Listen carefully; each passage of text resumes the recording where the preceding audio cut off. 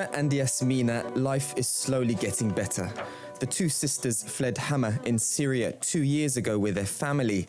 They come here to a coffee shop in Istanbul to read and make new friends. But they still think of home. I remember being scared when the fighting first started. We thought it would be like the revolution in Egypt, but it was much worse.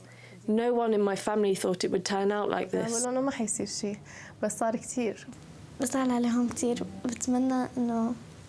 I'm very sad for children my age still stuck in Syria. I just wish one day they can feel safe and not suffer anymore.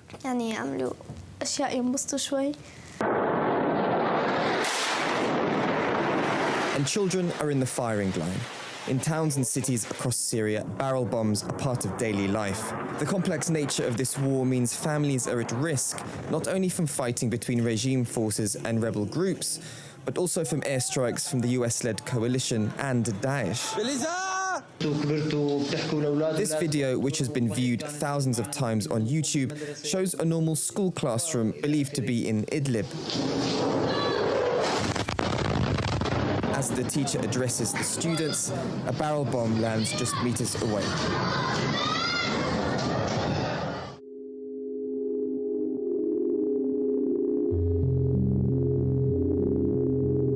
Much of the debate around refugees has focused on their journey to Europe. But these numbers are just the tip of the iceberg. They represent a mere 6% of Syrians affected by the war. Another 4 million are living in neighboring countries such as Turkey, Jordan, and Lebanon. And then there's a third figure, which dwarfs even that. About 7.6 million are displaced inside Syria, and their struggle remains very much out of sight.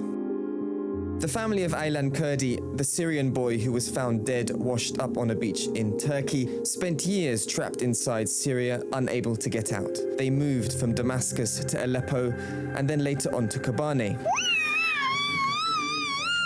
And the millions of children still stuck inside Syria face a grim future. When these images of emaciated children came out of the besieged town of Madaya, it became another defining moment in the war.